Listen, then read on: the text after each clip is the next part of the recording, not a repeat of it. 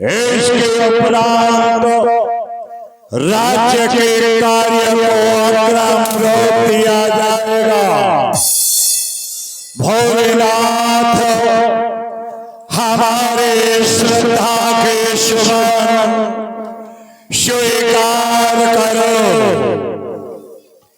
यस्य के चापि भात भोदर शुषा देवा पगामस्तके भाले भाल विदर्गले चगरलम यस्य ऋषि व्याघ्रात् सोयं बहुत विभूषणा सर्वरा सर्वाधिपा सर्वदा सर्वा सर्वगता शिवा शशिदेवा श्री शंकरा पातुदा बागर्था विभूष्य प्रकृतौ बागार्थ प्रतिपत्तये जगदापितरो वन्दे पार्वती परमेश्वरे। सेवक जानते हो दशानन से टकराने का परिणाम मौत। उन तफरी कुमारों ने हमें चुनौती दी थी और उस चुनौती को मैंने स्वीकार किया। ईंट का जवाब पत्थर से दे दिया। युद्ध प्रारंभ हुआ। विजय श्री लंका वालों को मिली। लंका विजयी, लंका विजयी। ये सब संभव कैसे हुआ? ये संभव कैसे हुआ? हमारी लंका में ऐसे ऐसे योद्धा है, ऐसे ऐसे पहलवान है जिनकी बदौलत समूचे विश्व में हम अपना परचम लहराते हैं। अकंपन वज्रदंत धूमकेतु अतिकाय एक जग जीत सको ऐसे शुभ निकाय। अकेला एक ही योद्धा संपूर्ण विश्व को जीत लेता है। सेवक जैसे एक राजहंसेन या शोभा सरसो भवे नाचा भद्र सहस्रेण पर वासिदा। जैसे तालाब के किनारे पर एक हजार वगले बैठे हो, अगर एक ही हंस विराजमान होता है तो उसकी शोभा बढ़ जाती है। उसी तरह से हमारे लंका में जब मन युद्ध होता है, अखाड़े में पहलवान अपना जोश दिखाते हैं तो निश्चित रूप से विजय श्री को प्राप्त करते हैं। संदेव पहलवान क्या बात है।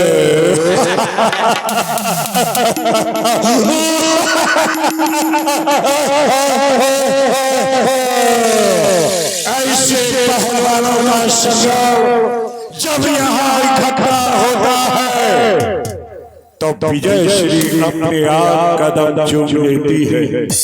मैं तो कहूँगा जीवन मिला है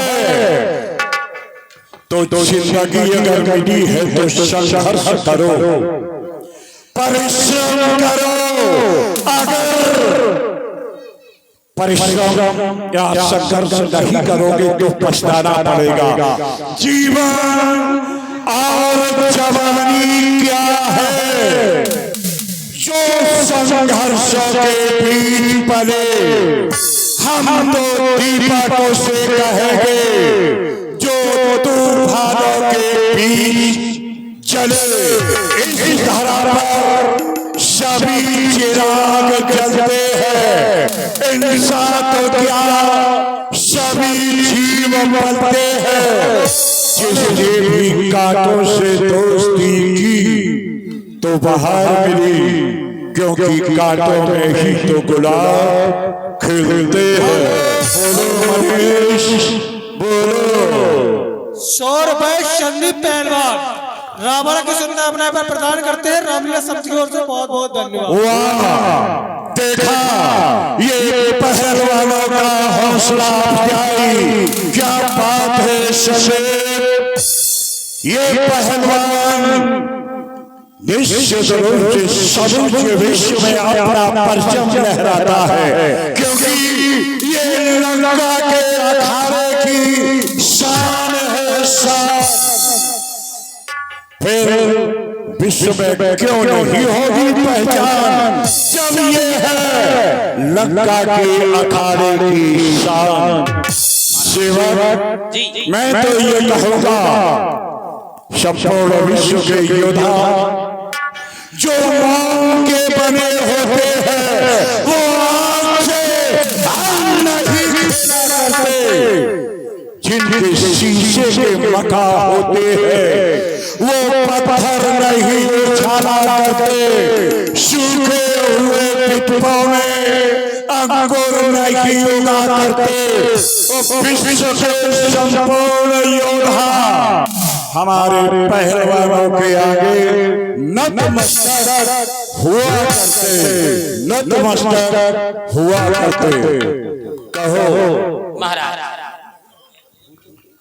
जाओ दरबार की शोभा बढ़ाने के लिए राजनर्तकी को उपस्थित किया जाए। दरबार की रौनक बढ़ाने वाली, नाचने गर्राने वाली, गाने वाली जिस हाल में हो, महाराज के दरबार में हाजिर हो। सीख से आजा।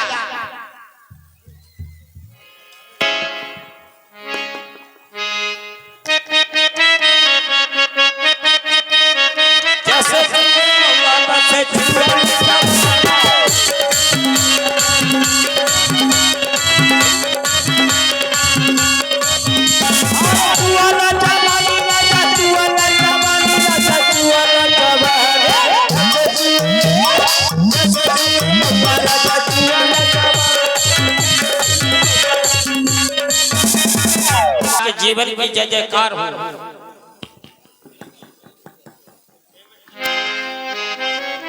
क्योंकि महाराज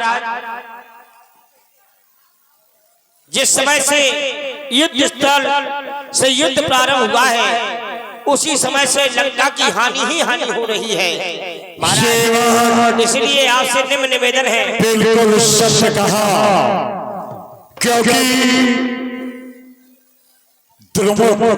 अकंपन, वज्रदंत, धूमकेतु, अतिकाय, अक्षकुमार, मेघनाथ, यहाँ तक कि कुंभकर्ण का भी वध हो गया। इन्होंने अपने आन बान शान के लिए प्राणों की आहुति देकर लंका राष्ट्र को गौरवान्वित किया। क्योंकि योद्धा जब युद्ध स्थल में जाता है तो या तो विजय श्री प्राप्त करके लौटता है, या फिर अपनी वीर गति को प्राणों की आहुति देकर लौटता है, जिसे वीर गति कहते हैं। अब निज भुजबल में बैल बढ़ावा, जो रिपु चले आया। अपनी विशाल भुजाओं से मैंने युद्ध प्रारंभ किया था, और अपनी भुजाओं से ही मैं युद्ध समाप्त करूंगा, चुन चुन कर बदला लूंगा। परंतु याद आया अमर नक्षत्र में जन्म लेने के कारण मैंने पुत्र अहिरावण को शिशु अवस्था में पेटिका में बंद करके समुद्र में प्रवाहित कर दिया। क्यों? वो शिशु अवस्था में था। विद्वानों के द्वारा ऐसा कहा गया कि अगर ये लंका में पल पोषकर ये बड़ा होगा तो लंका का कल्याण हो नहीं सकता। इस भय के कारण परित्याग कर दिया था। वर्तमान में वो माता कामाक्षी का भक्त है, पातालपुरी का राजा है।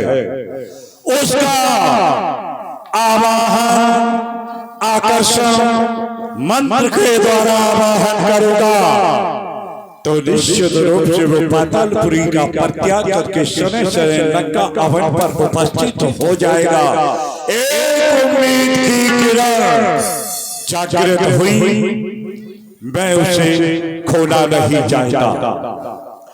पुत्र अहिरावण, आज तुम्हें लंका राष्ट्र में, लंका दरबार में उपस्थित होना पड़ेगा, क्योंकि आज लंका राष्ट्र को तुम्हारी जरूरत है। मैं मंत्राकर्षण शक्ति के द्वारा तुम्हारा आवाहन करूंगा, तुम्हें शीघ्र लंका राष्ट्र में उपस्थित होना होगा। ओम जों सा ओम भट अहिरावण पुत्र प्रकट हो। अहिरावण पुत्र प्रकट हो। ओम जों सा ओम भट अहिरावण पुत्र प्रकट हो।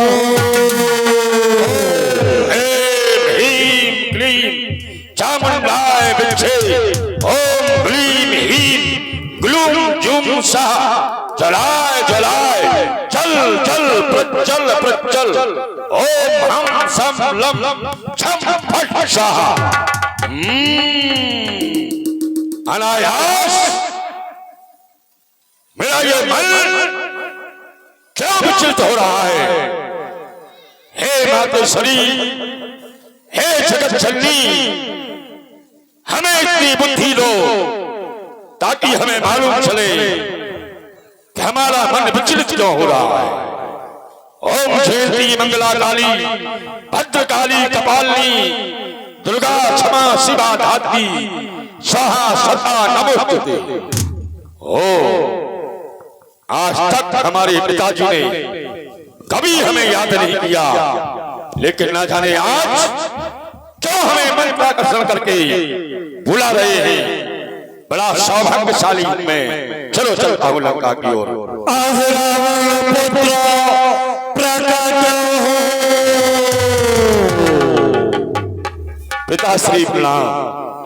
ओ पुत्र अहिरावण, आज मैं तुम्हें नक्श शिक्षक देखता हूँ तो आनंद की अनुभूति हो रही है, क्योंकि कुछ कारणों के द्वारा शिशु अवस्था में मैंने तुम्हारा परित्याग किया था। आज तुम पूर्ण यौवन से भर गए हो। आओ एक बार मेरे पक्ष से लग जाओ, हमारा हृदय कृतकृत हो जाए। आओ भाग्य, मैं धन्य हो गया। जन्म से आज तक पिता के प्यार के लिए तरसता रहा। सोचता था मैं कितना बड़ा अभागी हूँ जो आज तक पिता के चरणों के दर्शन भी नहीं कर सका। प्यार तो बहुत दूर है, लेकिन आज मातोश्री की ऐसी कृपा हुई, पिताश्री के हृदय से लग के ये दिल प्रफुल्लित हो गया। धन्य हूं मैं, बड़ा सौभाग्यशाली हूं मैं जो आप जैसे पिता हमें मिले हैं पिताश्री।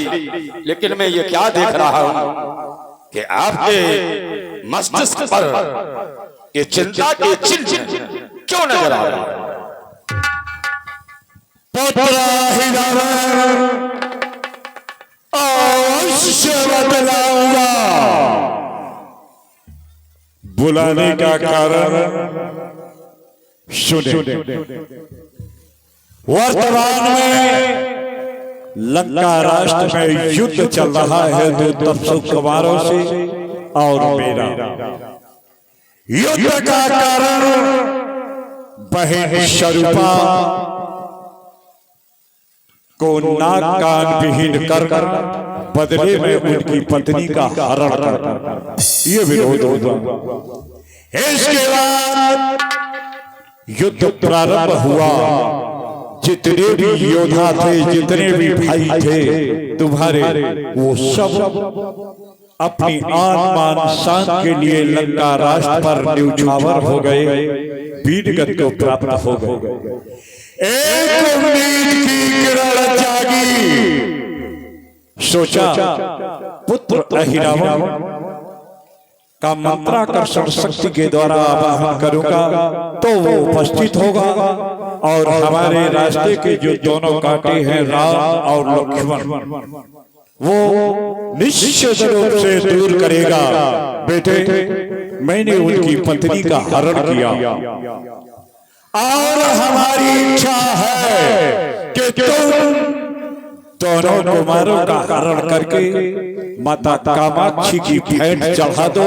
अगर इतना कर सकते हो तो तुम्हारा पिता पूर्ण प्रसन्न होगा। आशा ही नहीं बल्कि पूर्ण विश्वास है कि हमारी उम्मीद पर तुम खरे उतरोगे। बुलाने का हेतु मैंने प्रस्तुत किया, वक्तव्य मैं तुम बोलो। पिताश्री, मैं तो अपने आप को बड़ा भाग्यशाली समझ रहा हूं, बड़ा सौभाग्यशाली समझ रहा हूं कि आज पहली बार हमारे पिताश्री ने कोई आज्ञा दी है। आपके कथनानुसार आपका वचन सत्य होगा। दोनों तपस्वियों का हरण करके कामाक्षा देवी को मैं बलि चढ़ा दूंगा, ऐसा ही होगा। वाह पुत्र अहिरावण, तुम्हारे उत्साहपूर्ण वातावरण को सुनकर के तुम्हारा पिता लंकेश्वर खुश हुआ। और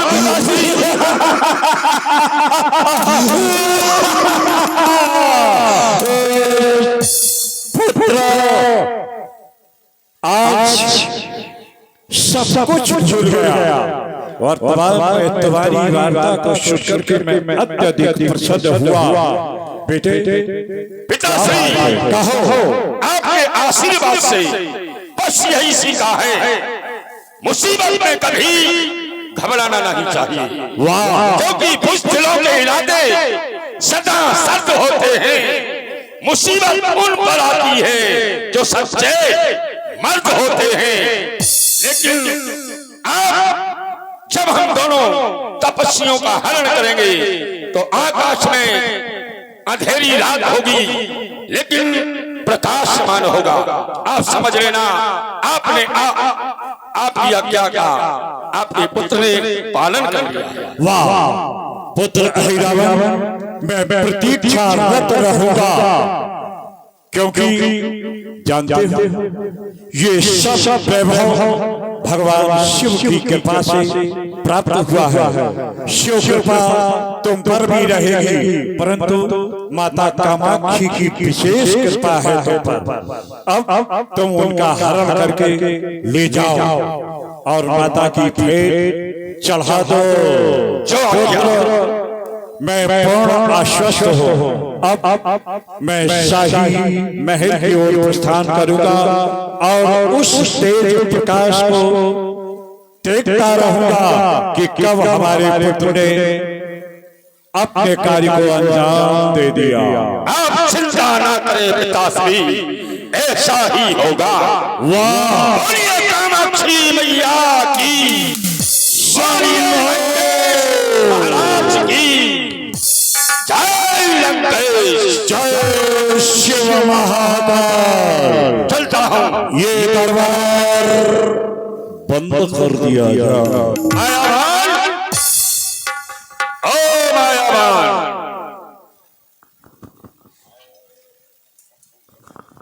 महाराज, तुमने सारे रामादल का निरीक्षण किया है, देखा, सबको जानते हैं और तुम सबको जानते हो और बड़ी हाथ से परिचित है। उनकी चौकियों को भी जान गए होगे। अब हमें ये बताओ कि जो रामादल में राम और लक्ष्मण जहां सोए हुए हैं वो कौन सी जगह है और किसका पहरा होगा? देखो महाराज, तुम जाओ ना, तुम गए तो हो नहीं, तो मैं भी चल रहा होगा। हम जे तो लेकिन हम पुलिया पे ठाड़े रहे। क्यों? भीतर तुम्हें को घुस रहे, हम तो देखे कि हो का रहो, क्योंकि महाराज अभी आप परिचित नहीं हो, रामा दल में एक है धनतूरा मास्टर। ये धनतूरा कौन होता है? धनतूरा माने काका से गदा गदा। अच्छा, गदा लाए में नुनुमान जी। नुनुमान हनुमान होगा। हनुमान, हाँ, हनुमान के चक्कर में जो फंस गया, एक धनतूरा में सीधो बुंदेल खंड पकड़ गया। अब तुम मान नहीं रहे। कोई माई का लाल इस धरातल पर पैदा नहीं हुआ है जो लंकेश पुत्र अहिरावण को प्राप्त कर सके। फिर उस हनुमान की क्या औकात? देखो महाराज, हाँ, हम तो इसे कह रहे हैं, अगर पोस्टमार्टम ना करवाने हो तो हमारी बात मान जाओ, और अगर तुम्हें कंडन पे सोने हो तो चल जाओ। तुम्हें हमारे साथ चलना होगा, लेकिन सुनो, हम नहीं जा रहे। क्यों? आज हमारी घरवाली को पेट पिला रहा, तो पेट पिला रहा, उसमें तुम्हें क्या करना होगा? बेजोड़ पेट पिला रहा, घरवाली के बाल बच्चों हो रहा, और अच्छा, चार पाई पे हम सोएंगे। क्यों रे? बच्चा किसी को होगा, चार पाई तुझे मिलेगी, उसी बार या दूसरी बार? देखो महाराज, ऐसे तो तुम जज ही ना। अच्छा, ऐसे तुम जो हाल पकड़ जाओ, फिर तो सलाहकार भी अच्छे हो। क्या करना होगा? ऐसा करो, क्योंकि आपके घर के एक जने घुसे हैं उधर। कौन? भभूकन। कौन? भभूकन कक्का, हमारे चाचा श्री भभूकन विभीषण। यही घुसे। अच्छा, रामादल में है। ये घुसे जब से कोई दिना से लंका की भुंटियां टूट गई। आप चिंता मत करो, आज तुम्हारी भी बस यही तो उनकी कमजोरी है। हमारे चाचा श्री अगर वहां हैं तो ये बहुत बड़ी कमजोरी। हम माया से जाएंगे अपने चाचा विभीषण का भेष बनाकर, लेकिन तुम्हें हमारे साथ चलना होगा, और तू भी भेष बदल लेना। हमें न लुभा जाओ, क्योंकि हम कई बार पर्यटे गए। अरे भेष बदल लेना। आज कई बार हम बंदरन से चित गए। कल की संग्राम में बंदरिया हमारे गाल को चूमा लेके भाग गई। आज कुछ नहीं होगा, बहुत परेशान है हम। आज जब हम माया से विभीषण बनेंगे तो माया से तुम भी कुछ बन जाना। ठीक है, तुम चलो घुसो, अगर तुम घुस गए तो समझ लें कि हम तो घुस ही जाएंगे। ठीक है, चलो, हमें माया से विभीषण का भेष बना होना होगा।